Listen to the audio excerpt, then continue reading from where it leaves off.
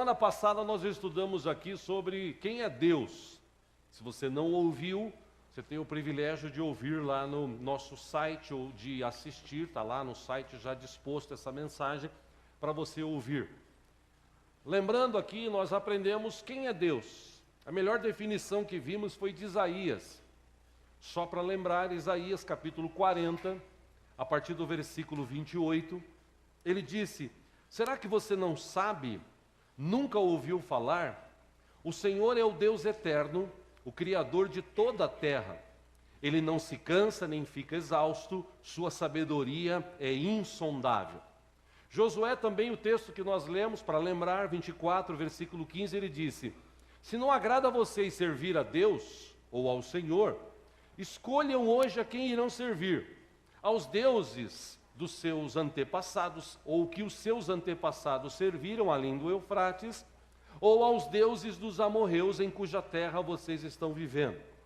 Mas eu e minha família, disse Josué, nós serviremos ao Senhor. Falando desse Deus, tema de hoje: se os seus olhos forem bons. Por que Jesus falou essa expressão? Se os teus olhos forem bons. Por que ele usou essa expressão? Tem muitas coisas que a gente pode aprender e definir para as nossas vidas através desse texto hoje. Por que Jesus usou essa expressão? Gente, vocês precisam ter olhos bons. Por que ele falou justamente dos olhos? O que é preciso para ter olhos bons? O que é preciso para o ser humano para ter olhos bons? Bom, é óbvio que em nossos dias a gente tem pessoas que sabem olhar para a vida dos outros. Essa semana mesmo, acho que antes de ontem, sexta-feira, eu recebi um print no WhatsApp, até mandei para algumas pessoas, com um tom de brincadeira, porque disseram que sexta-feira foi o dia do vizinho, aquele que sabe da tua vida, a hora que você chega, a hora que você sai, que tipo de carro você tem, né? Enfim, nem todos os vizinhos são assim, mas tem alguns que são. E tem gente que tem os olhos tão ruins que ele só consegue enxergar as coisas ruins da vida dos outros. Na igreja de Cristo, a gente tem muita gente assim. Acho que por isso que Jesus falou: os teus olhos precisam ser bons. Porque as pessoas têm a mania de olhar o que está de errado na vida dos outros. Tem até uma figurinha aqui que está na internet. Tem um irmão usando aquele texto de Mateus 7,5, falando para ele: ó, tem um cisco no teu olho, mas no dele tem uma trave. Ele não consegue olhar os seus erros, ele olha os erros dos outros. Por quê? Porque os olhos dele não são bons. Se fossem, provavelmente, ele olharia o lado bom da vida das pessoas, como Jesus faz com a gente. Irmão, se Jesus fosse olhar para nós do jeito que nós somos, por causa dos nossos erros, dos nossos pecados, você já imaginou se Jesus olhasse para a gente assim? Qual seria a atitude dele? Jogar um raio e acabar, fulminar. Mas Jesus olha para nós com um olhar de misericórdia, porque Ele sabe que a gente é humano. Deus olha para nós com um olhar de misericórdia, porque Ele sabe que a gente é pó. Ele lembra, diz a Bíblia. Por isso que Jesus aconselhou: é melhor você ter olhos bons.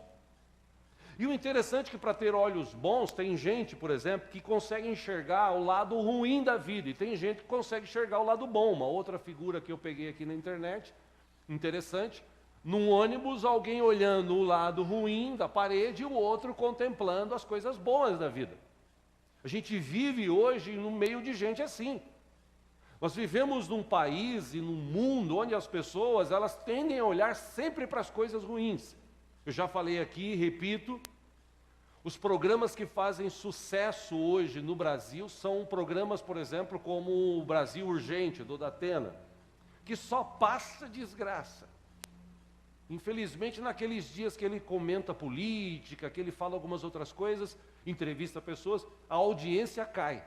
É incrível, a audiência sobe quando passa um helicóptero filmando uma desgraça, a polícia correndo atrás de bandido.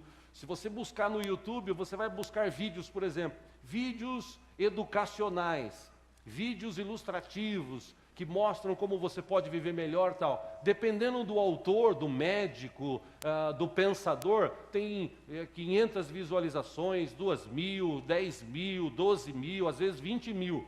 Agora, se você olhar, por exemplo, assim, perseguição de moto, da polícia atrás de moto, câmara escondida pega nego fazendo coisa errada. E se você olhar lá, você vai ver 1 milhão, 2 milhões de visualizações, que parece que o povo gosta de ver as coisas ruins, ela não gosta de ver as coisas boas.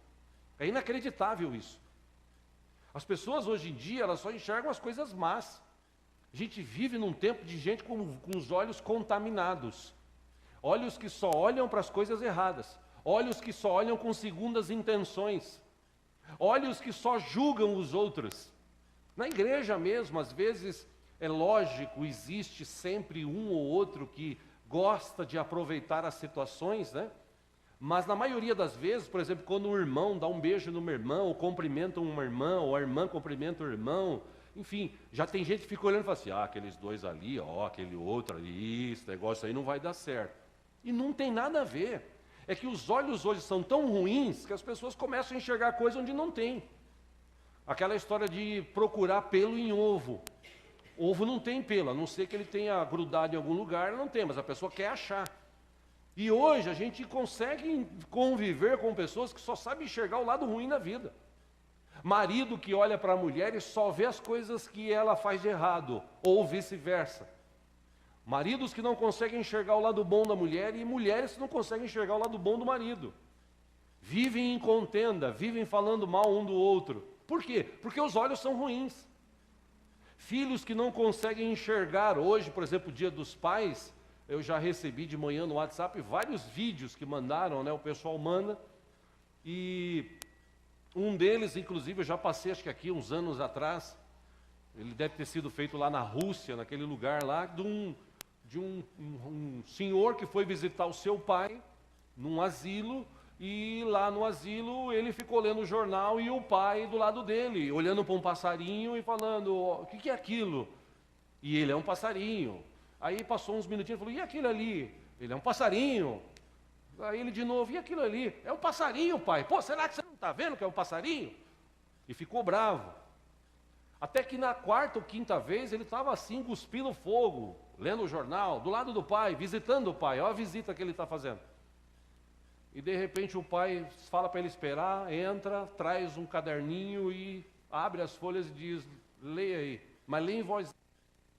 Aí ele começou a ler e falou assim, e o meu filho hoje, ele viu um passarinho e me perguntou 24 vezes o que era aquilo, e nas 24 vezes eu respondi que era um passarinho com amor e carinho, e o beijei e o abracei. Aí quando o cara leu aquilo, ele começou a chorar e abraçou o pai, jogou o jornal no chão e ficou abraçado com o pai. Assim termina essa cena. Porque hoje as pessoas, elas não conseguem enxergar os filhos, não conseguem enxergar o que os pais fazem.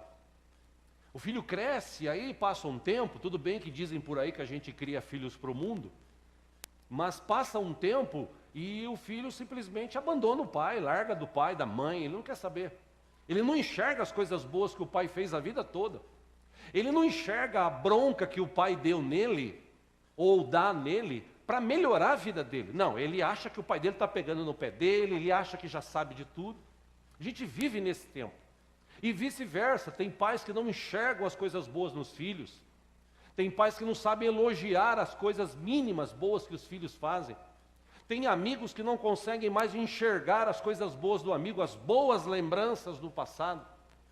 A gente vive, meus irmãos, num tempo em que as pessoas, elas não enxergam mais vidas, elas enxergam as coisas. E o texto que eu quero ler com os irmãos, que nos sugere estudar sobre este assunto, Jesus fala muito bem sobre isso. E eu quero ler com você, você que trouxe a sua Bíblia, vamos ler juntos aí Mateus capítulo 6, por favor. Livro de Mateus capítulo 6, a partir do versículo 19 em diante. Se tem alguém sem Bíblia do teu lado, se você puder repartir a leitura, faça isso com esse irmão do teu lado.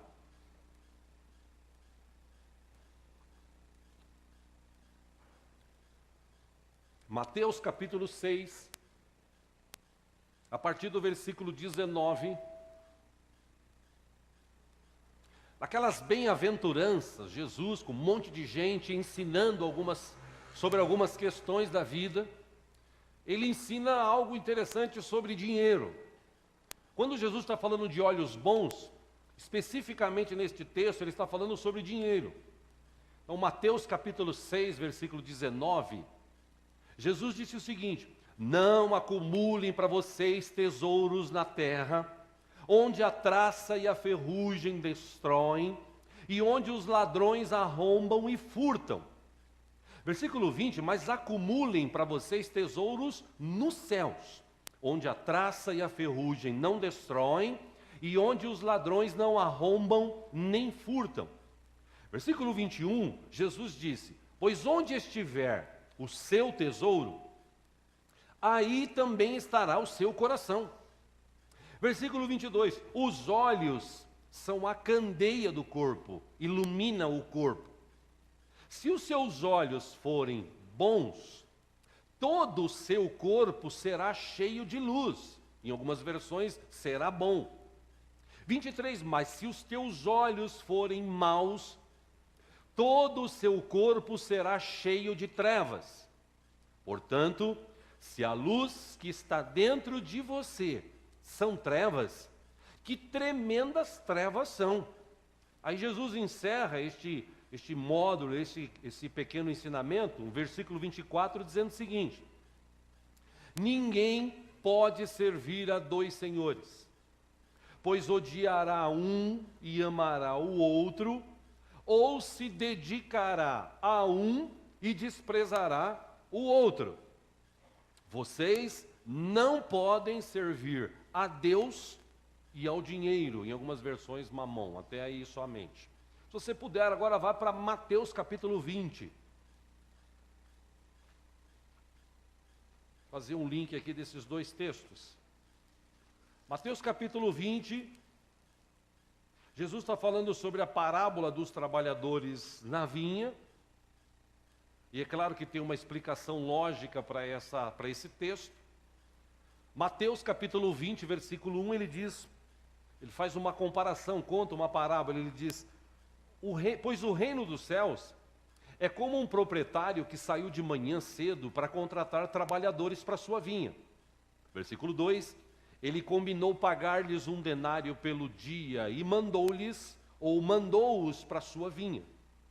Versículo 3, por volta das 9 horas da manhã, ele saiu e viu outros que estavam desocupados na praça. Versículo 4, e lhes disse, vão também trabalhar na vinha, e eu lhes pagarei o que for justo.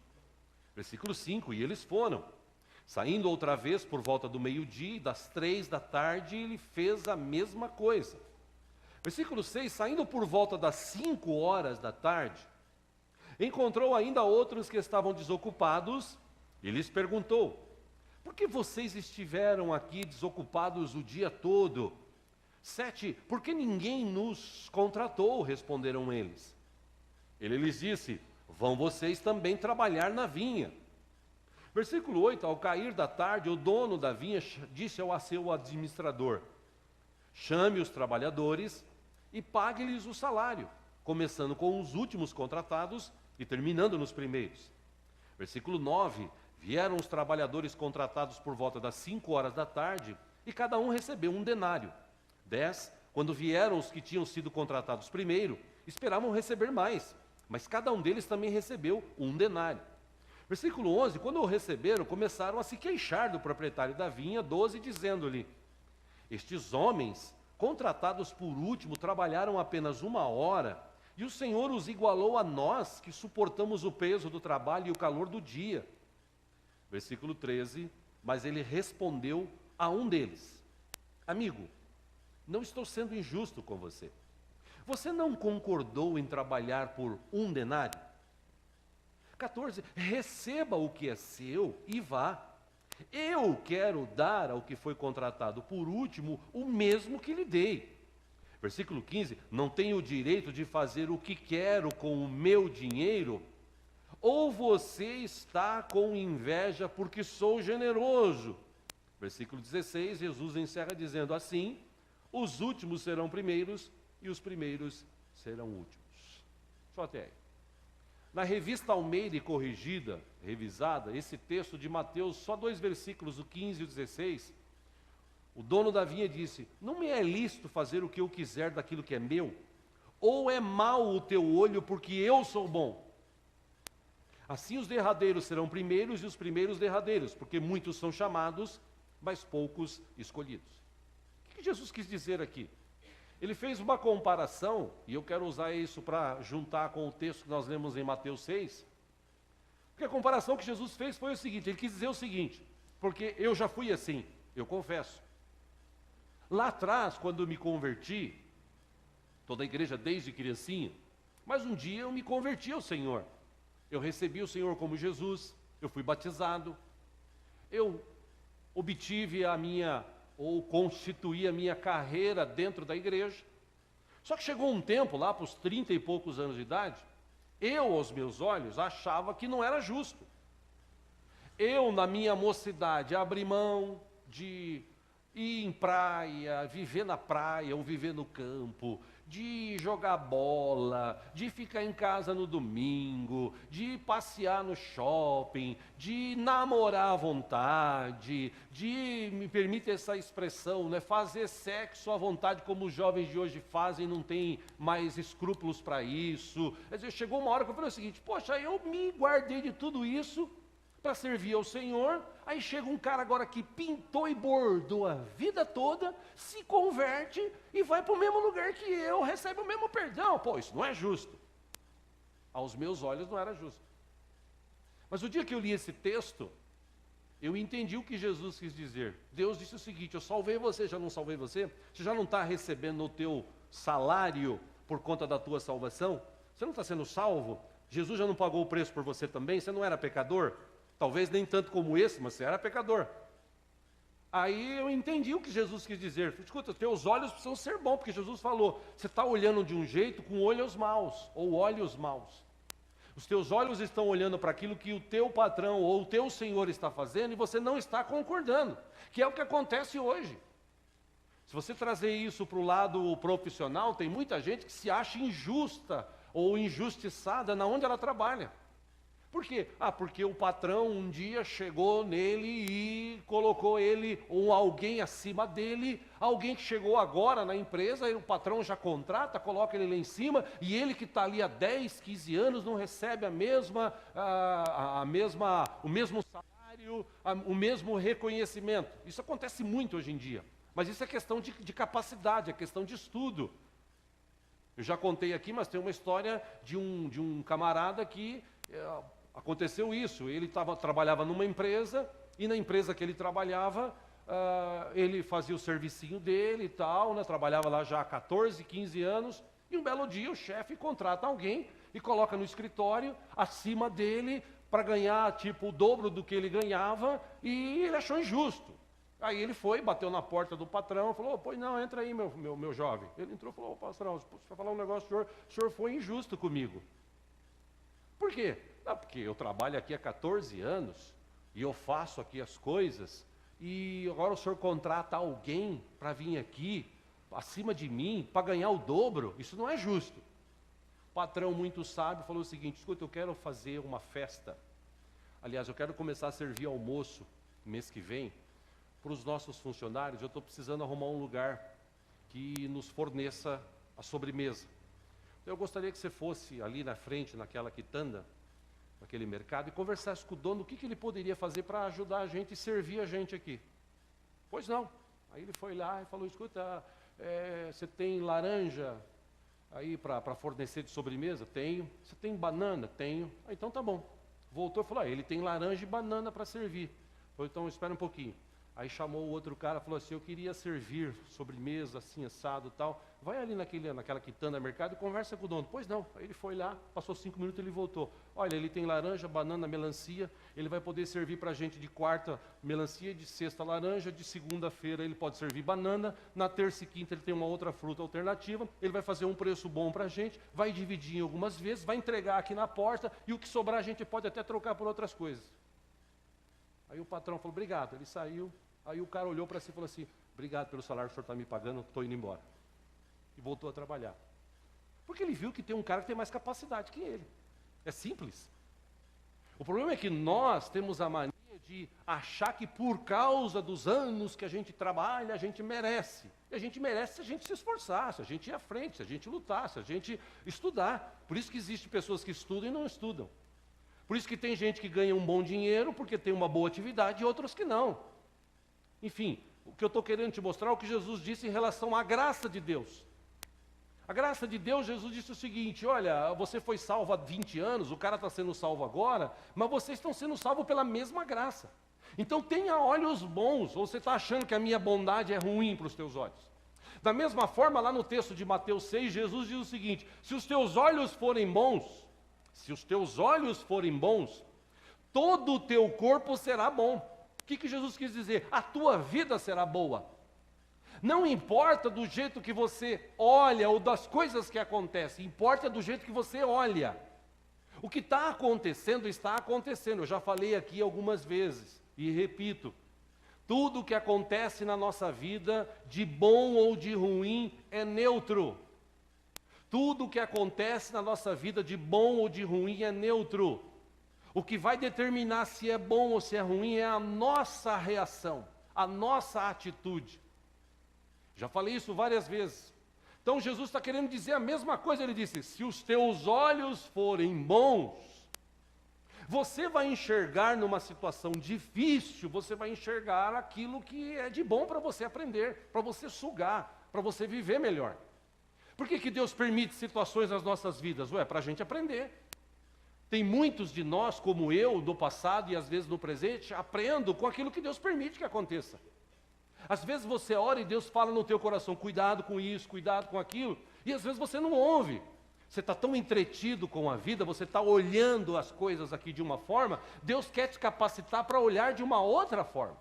E se a gente vasculhar a Bíblia, primeiro texto que eu tenho citado este ano bastante aqui, está lá em 2 Coríntios 5,17, repito o que eu falei domingo passado: aquele que está em Cristo, nova criatura é, as coisas velhas passaram, tudo se fez novo, inclusive os teus olhos. Quando nós nascemos de novo, nós temos novos olhos, olhos espirituais, que deveriam enxergar não as coisas espirituais, como Paulo teve esse privilégio, como Elias teve esse privilégio, e se precisar, Deus vai abrir os nossos olhos para ver algumas coisas.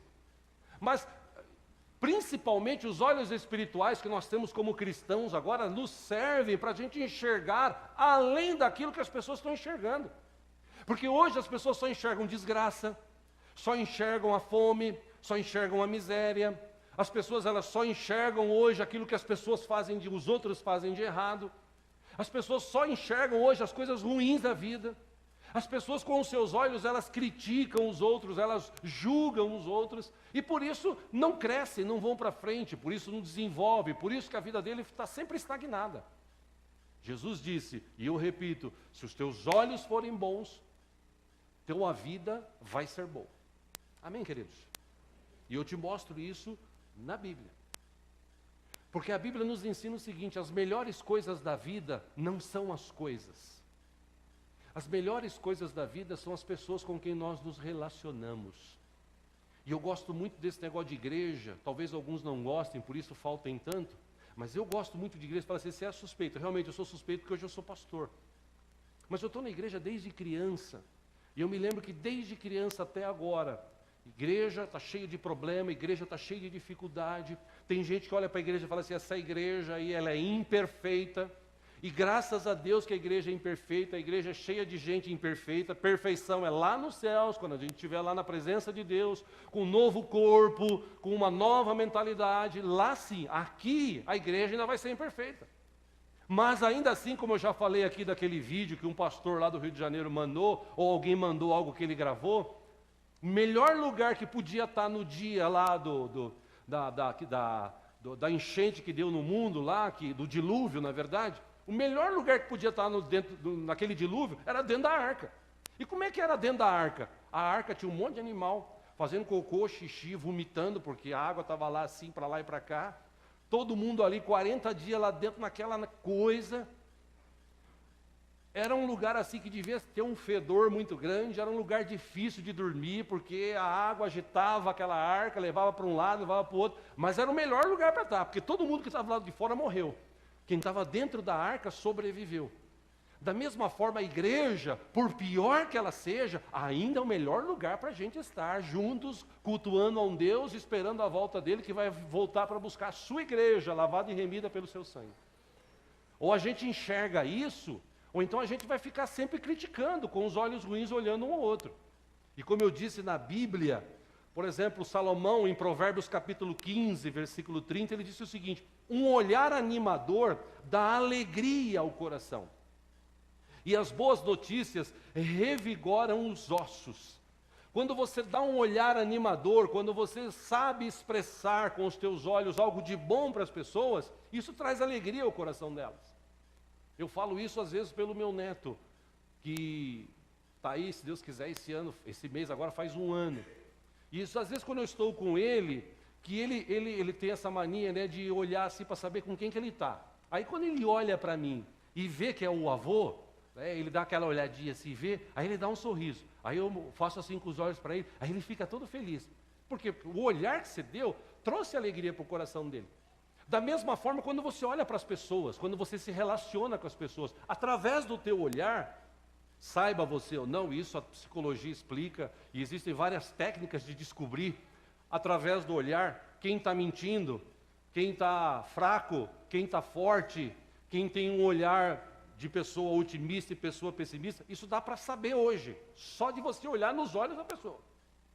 Aliás, até segundo o pastor César Augusto, isso a gente estudou alguns anos atrás com ele, existe uma técnica hoje, né, desenvolvida mais hoje, mas é desde os primórdios da humanidade, que através do estudo da íris do olho, eles conseguem colocar algo que possa enxergar essa parte do olho. E enxergando essa parte do olho, ele te fala que tipo de doença você tem, mais ou menos quando você vai morrer e que tipo de enfermidade é capaz de morrer por causa daquilo que você tem de família na tua vida. É inacreditável, mas descobriram isso há pouco tempo os estudiosos, aí, os cientistas. Então o teu olhar, ele tem uma capacidade de trazer coisas boas para as pessoas, por isso que Salomão disse. Provérbios capítulo 27, preste atenção, versículo 20, diz assim: o Seol, ou Sheol, como alguns dizem, que é o inferno, que é a profundidade, que é o além, e a destruição são insaciáveis, faz uma comparação aqui, como insaciáveis são os olhos dos homens. Os olhos do ser humano hoje, ele é insaciável, ele nunca está saciado. Ele sempre está querendo algo a mais. E também Provérbios 15, 3, Salomão escreveu que os olhos do Senhor estão em toda parte, observando atentamente os maus e os bons. Falando de gente da Bíblia que tinha olhos bons, eu quero ler um texto com você, vamos ler juntos aí em 2 Samuel, capítulo 12. Vamos lá. Eu acho interessante essa história aqui do rei Davi. Olhos bons. Olhos que veem uma situação, mas acreditam que pode sair daquela situação e continuar a vida. Simples. 2 Samuel, capítulo 12. A partir do versículo 13, para a gente ganhar tempo aqui. O texto diz o seguinte: Natã, o profeta, foi lá, botou o dedo na cara de Davi, falou para ele: você é o cara que pecou, porque Davi tinha mandado dar um jeito de matar Urias, que era marido de Betsebá, que ele tinha se deitado com ela, cometido um pecado gravíssimo, a mulher estava grávida. Aí ele quis dar um jeito do cara ir para casa, deitar com a mulher, para tipo assim, se ela ficar realmente grávida, ninguém ia saber que era o pai, Davi era o cara, mas o cara não quis ir. Aí Davi escreve uma carta, manda entregar para o chefe da guarda, ele volta para a guerra, o cara põe ele na linha de frente e ele é um dos primeiros a morrer. Aí trazem a notícia: olha, Urias morreu, a mulher fica triste. Depois de uma semana, Davi anexa aquela mulher, porque ele gostava dela, ela estava grávida. Aí ele falou: dei um jeito, está tudo certo. Mas diante dos olhos do Senhor, que vê aquilo que a gente faz de bom e de ruim, como diz o texto de Provérbios, Deus viu aquilo e mandou Natã falar com ele. Natã falou com ele, botou o dedo na cara dele e falou: esse cara foi você cometeu um erro gravíssimo, por causa disso você vai pagar caro. Aí Davi, versículo 13, disse a Natã: pequei contra o Senhor. E Natã respondeu: o Senhor perdoou o seu pecado, você não morrerá. Versículo 14, entretanto, uma vez que você insultou o Senhor, o menino morrerá. Versículo 15, depois que Natã foi para casa, o Senhor fez adoecer o filho que a mulher de Urias dera a Davi. 16, e Davi implorou em favor da criança. Ele jejuou e, entrando em casa, passou a noite deitado no chão.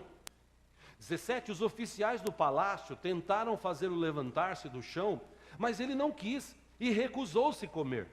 Versículo 18, 7 dias depois a criança morreu. Aí os conselheiros de Davi ficaram com medo de dizer-lhe que a criança estava morta e comentaram: enquanto a criança ainda estava viva, falamos com ele e ele não quis escutar-nos. Como vamos dizer-lhe agora que a criança morreu? Ele poderá cometer alguma loucura. 19, Davi, percebendo que seus conselheiros cochichavam entre si, compreendeu que a criança estava morta e perguntou: a criança morreu? Sim, morreu, responderam eles. Versículo 20, então Davi levantou-se do chão, lavou-se, perfumou-se e trocou de roupa. Depois entrou no santuário do Senhor e o adorou. E voltando ao palácio, pediu que lhe preparasse uma refeição e comeu. 21, seus conselheiros lhe perguntaram: por que ages assim? Enquanto a criança estava viva, jejuaste e choraste, mas agora que a criança está morta, tu te levantas e comes? 22, ele respondeu: enquanto a criança ainda estava viva, jejuei e chorei. Eu pensava: quem sabe, talvez o Senhor tenha misericórdia de mim e deixe a criança viver. 23, mas agora que ela morreu, por que deveria jejuar? Porque poderia eu trazê-la de volta à vida? Eu irei até ela, mas ela não voltará para mim.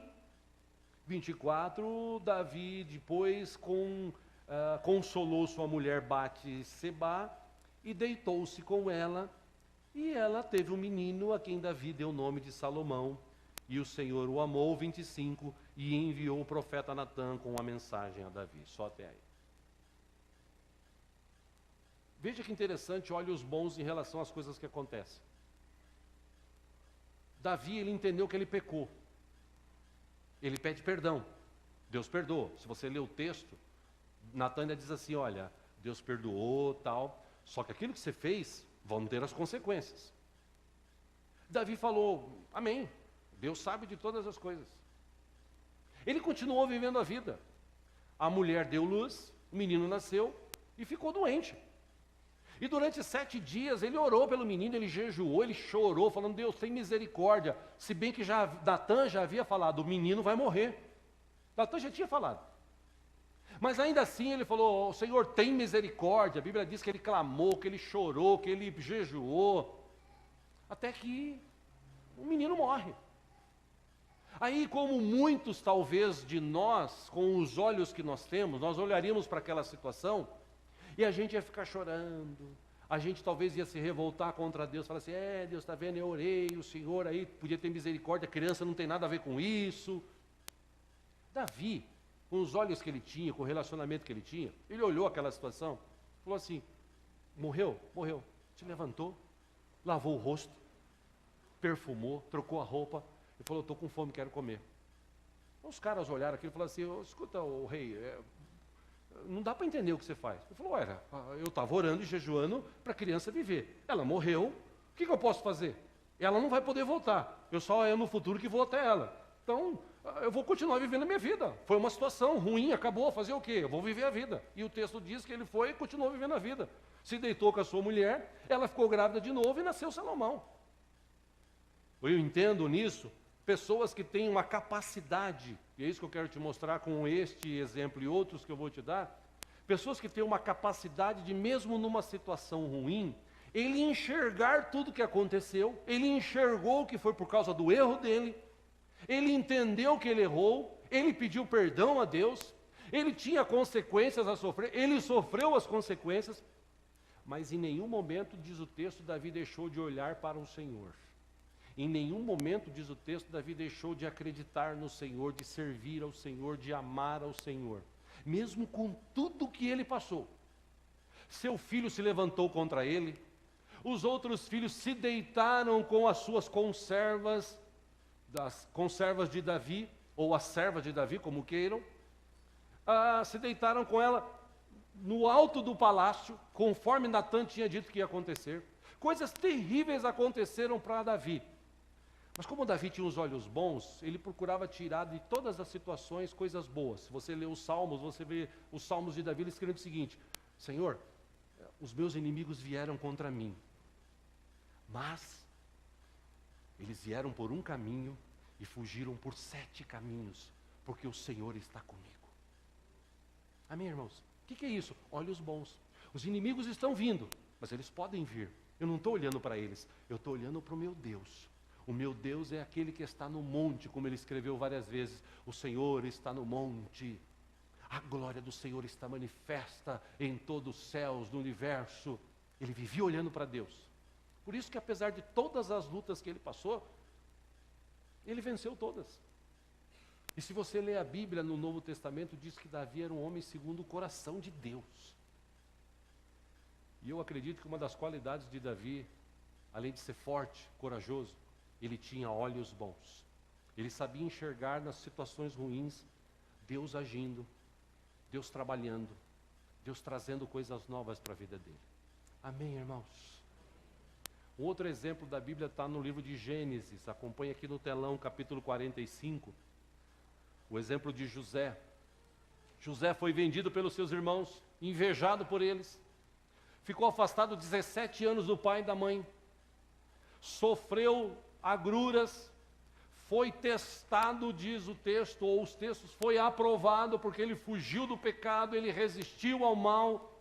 Ainda assim ele foi preso e tal. Mas, lá quando ele estava como governador do Egito, os irmãos dele foram lá pegar comida. E diz o texto que José não se conteve, ele chamou os irmãos e falou: cheguem mais perto. E aí quando eles se aproximaram, ele disse: eu sou José, seu irmão, aqueles que vocês venderam ao Egito. Imagina os olhos de José: aqueles que vocês venderam ao Egito. E não assim: aqueles que vocês venderam para o Egito. Tem uma diferença até no olhar, né? Não, aqueles que vocês venderam para o Egito. Não se aflijam, nem se recriminem por terem me vendido para cá, pois foi para salvar vidas que Deus me enviou adiante de vocês. Já houve 2 anos de fome na terra, e nos próximos 5 anos não haverá cultivo nem colheita. Mas Deus me enviou à frente de vocês para lhe preservar um remanescente nesta terra e para salvar-lhes a vida com grande livramento. Assim, não foram vocês que me mandaram para cá, mas sim o próprio Deus. E ele me tornou ministro do faraó e me fez administrador de todo o palácio e governador de todo o Egito. Olha os bons. Pô, o cara foi vendido. Os irmãos dele, ele devia chegar naquela hora e falar assim: agora vocês estão lascados comigo, agora eu sou governador. Não. Olha para mim, eu sou teu irmão, aqueles que vocês venderam. Mas olha, não se recriminem não, nem se entristeçam, porque não foram vocês. Deus é que fez isso, porque Deus tinha um plano. José enxergou o plano de Deus para a vida dele, para a geração dele, inclusive para o seu pai, para a sua mãe, para os seus irmãos. Quando você tem olhos bons, meu irmão, em toda a situação que você está vivendo, você vê que Deus está por trás agindo, Deus está por trás guardando, porque nós temos um Deus vivo que guarda as nossas vidas, que está conosco todo o tempo. Amém, irmão? Amém, irmãos? Olha para a pessoa que está do seu lado assim, como quem não quer nada, e fala para ele assim: meu irmão, os teus olhos têm que ser bons.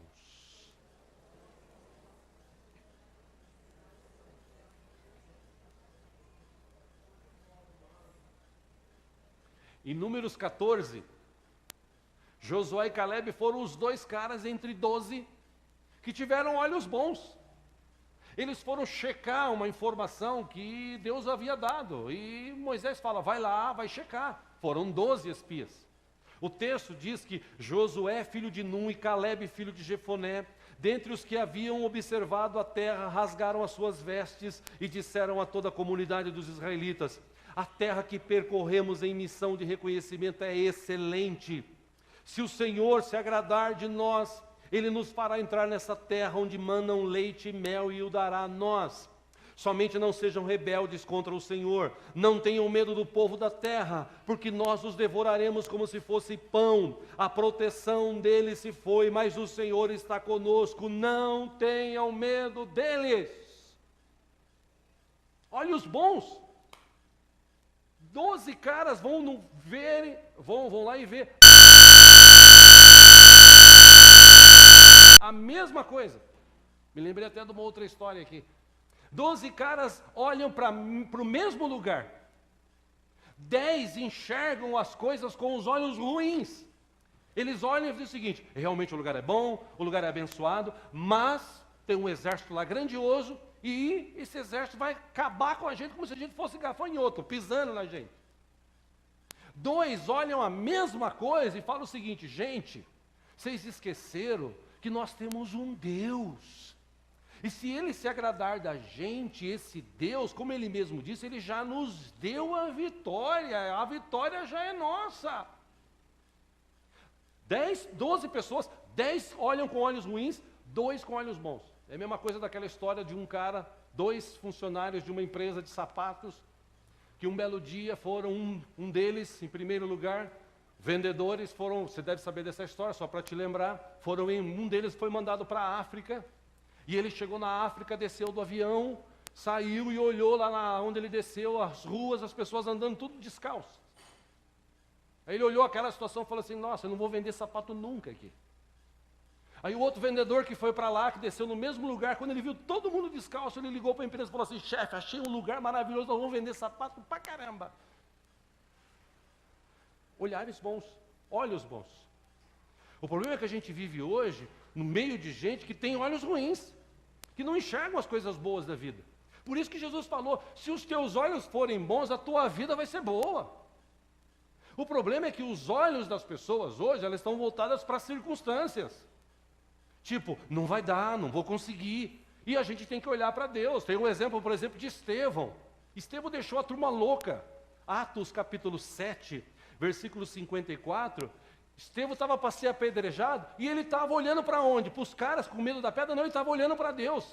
Aí ele diz o seguinte: ouvindo isso, ficaram furiosos e rangeram os dentes contra ele. Versículo 55, mas Estevão, cheio do Espírito Santo, levantou os olhos para o céu e viu a glória de Deus, Jesus em pé à direita de Deus, e disse: vejo os céus abertos e o Filho do Homem em pé à direita de Deus. Eles taparam os ouvidos, dando fortes gritos, lançaram-se todos juntos contra ele, arrastaram-no para fora da cidade e começaram a apedrejá-lo. As testemunhas deixaram seus mantos aos pés de um jovem chamado Saulo. E enquanto apedrejavam Estevão, este orava: Senhor, recebe o meu espírito. E ainda orou, caindo de joelho, e disse: Senhor, não considere culpados deste pecado. E tendo dito isso, ele adormeceu. Olha os bons. Os caras estavam para matar ele. Ele olha para Deus. E os caras ficam loucos. Ele fala assim: eu vejo Jesus, eu vejo a glória do Senhor hoje aqui. Eu vejo a glória do Senhor hoje aqui. Escuta, os caras vão te matar, mas eu vejo a glória do Senhor hoje aqui e vejo Jesus sentado do lado dele, em pé, na verdade, do lado dele. Os caras ficaram furiosos e começaram a atacar pedra nele. E antes dele morrer, ele fala assim: Senhor, e ó, não culpa eles não, tá? Eles não sabem, tipo Jesus, né? Eles não sabem o que faz. Estou olhando para o Senhor. Olhos bons. Olhos que enxergam em meio às circunstâncias coisas boas. Se você olhar, para encerrar aqui, a vida de Elias, 1 Reis, capítulo 18, acompanha aqui no telão, texto muito conhecido, só para te lembrar. Elias, ele tinha feito chover, ou orado para chover fogo dos céus, tinha comido ou lambido toda a água, queimado todo o holocausto. Aí ele sai dali, fazia 3 anos e pouco que não chovia. Ele sai dali e fala assim: ô moço, vai lá para Acabe e fala para ele preparar os cavalos, porque vai voltar a chover. Aí ele foi, avisou, subiu com Elias num lugar, 1 Reis 18, 43, Elias disse para ele: vai e olhe na direção do mar. Aí ele foi e olhou, não há nada lá. 7 vezes Elias mandou: volte para ver. 44, na 7ª vez, o servo disse: uma nuvem tão pequena quanto a mão de um homem está se levantando do mar. Então colocou assim uma dúvida: uma nuvem, ou uma nuvenzinha, como diz uma canção, né, do tamanho da mão do homem, está se levantando no mar. Agora, até virar chuva isso, Amém, queridos? Você está entendendo? Olhos bons? Estou vendo, fazia 3 anos que não chove. Aí o cara começa a orar. E ele fala que o negócio vai chover. Bom, na 7ª vez ele falou assim, eu estou vendo uma nuvenzinha ali, tamanho da mão do homem.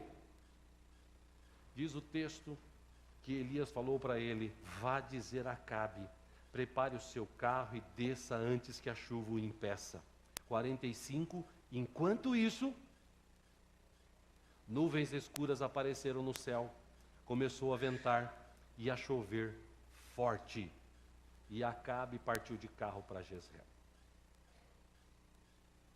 O que eu quero te mostrar com isso, meu irmão e minha irmã, nesta manhã? Se os teus olhos forem bons, tua vida será boa.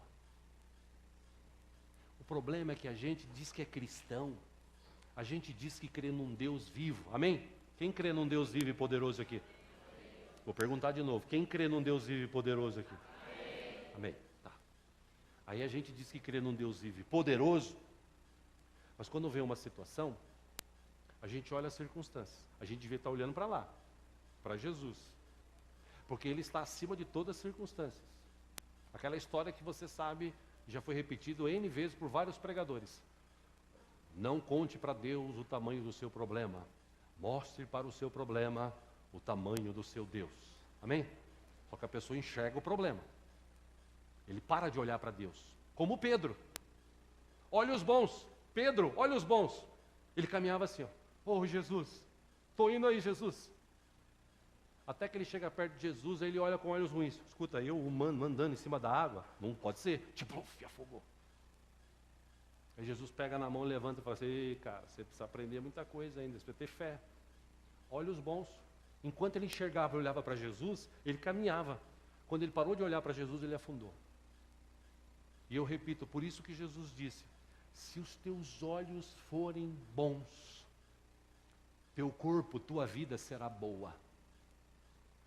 E eu quero te trazer nessa manhã este ensinamento para que a partir de hoje você possa olhar todas as circunstâncias que acontecem na vida. Todas as tuas frustrações, você fala assim, eu sou frustrada porque eu era para ser isso, eu era para ser aquilo, eu era para ser aquilo outro e não fui. Coloca isso diante de Deus. Fala assim, Senhor, eu vou colocar diante do Senhor isso aqui, eu quero deixar de lado, eu quero começar a partir de hoje, enxergar coisas novas, ver aquilo que ninguém vê. Elias viu o que ninguém viu. Era uma nuvenzinha pequenininha, mas ele viu o poder de Deus agindo. Porque quando a gente crê num Deus vivo e poderoso, e eu creio, quando a gente crê num Deus vivo e poderoso, Ele começa a mover, Ele começa a agir, Ele começa a fazer coisas infinitamente mais além daquilo que pedimos ou pensamos. Para muitos é teoria, mas para aqueles que acreditam, isso é prática. Eu olho para a situação, aconteceu alguma coisa? Aconteceu, é ruim? É. Mas a mim, eu vou aprender com isso, porque eu sei que Deus está no controle da minha vida, Ele é o meu Senhor, Ele é o meu pastor, e nada me faltará, Ele é o Deus da minha vida. Por isso, meus irmãos, tem gente hoje que olha os outros com olhar de inveja, ele olha o que os outros têm, está cheio de gente no mundo assim, aqui acho que não, mas aí no mundo está cheio de gente assim, ele olha para o irmão e fala, ó o carrão do irmão, ele ali está ganhando, hein? Está podendo, hein? Pô, se eu tivesse um carro daquele, meu Jesus amado. Mas infelizmente, em vez de ele olhar assim, ou felizmente ele devia olhar assim, pô, o irmão foi abençoado. Glória a Deus, glória a Deus. Eu sei que é o mesmo Deus que ele serve, é o Deus que eu sirvo. Então, se é o mesmo Deus, eu sei que Deus também tem algo de bom para a minha vida, eu vou continuar crendo, vou continuar servindo. E se Deus não fizer nada, ainda assim eu vou continuar crendo e continuar servindo, porque Ele é o Deus da minha vida, ponto. Mas, infelizmente, hoje as pessoas têm muita inveja dos outros. O olhar das pessoas hoje é um olhar ruim, ele inveja o outro. Eu já disse isso aqui e repito, tem gente que em vez de agradecer o que ele tem, ele reclama por aquilo que ele não tem. Olhos ruins. Por isso que Salomão, último texto, em Provérbios 14:30, ele disse, o coração em paz dá vida ao corpo, mas a inveja apodrece os olhos. Ou o corpo, os ossos. Felizmente a gente vive numa geração assim. E se Deus permitiu a gente estudar sobre isso hoje, eu creio que Jesus está aqui hoje com a gente, dizendo para mim e para você, se os teus olhos forem bons, todo o teu corpo, toda a tua vida será boa. Depende da gente, não depende dele. O que ele precisava fazer, ele já fez. Agora é com a gente. Que Deus te dê olhos bons nesta manhã, em nome do Senhor Jesus. Amém? Vamos ficar em pé, vamos orar?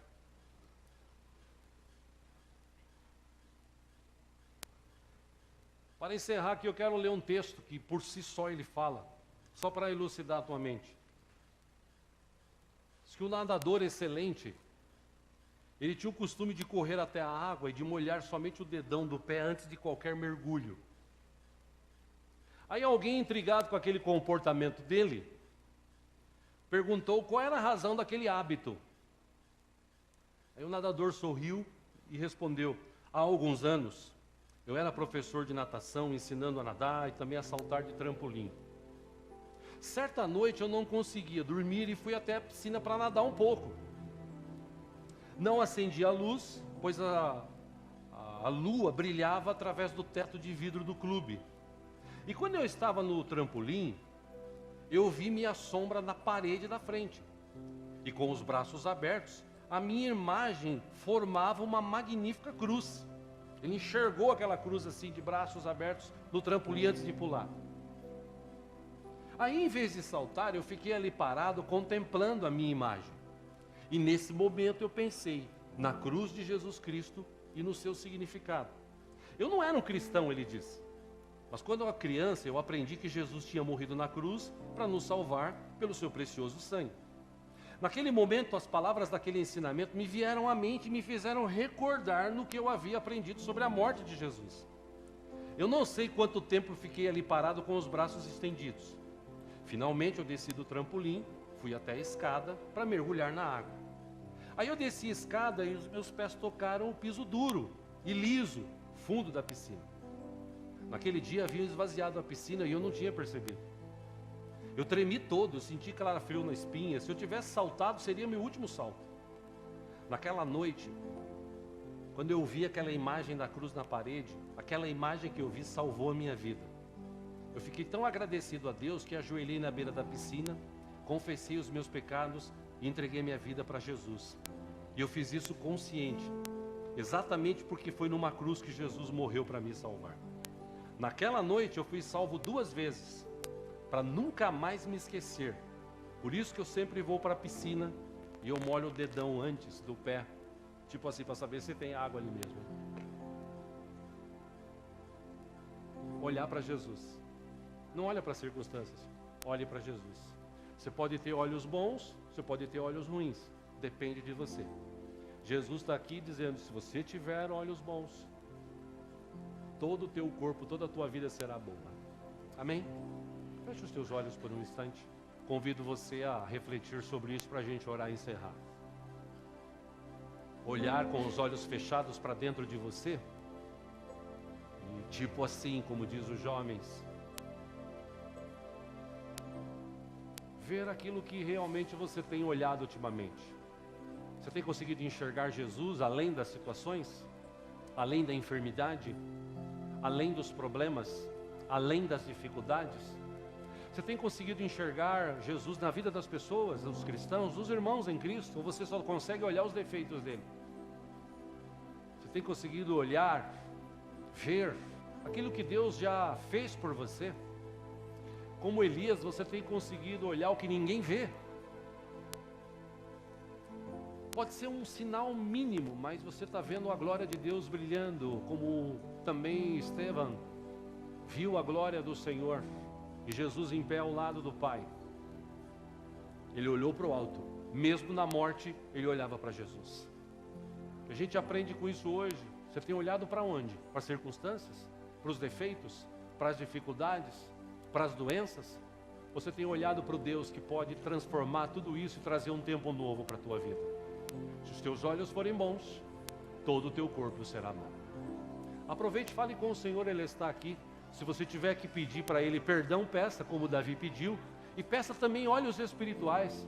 Que o Senhor abra os teus olhos hoje, você que ainda não tem Jesus, que você possa enxergar as oportunidades que Jesus tem te dado de você se tornar um cristão e não crente, e não mudar de religião. Se tornar um cristão, ter um relacionamento melhor com Deus, porque Jesus é o caminho vivo e único que você pode falar com Deus. Pense sobre isso, ore sobre isso. É você e Deus, aproveite, este é o momento, em nome de Jesus.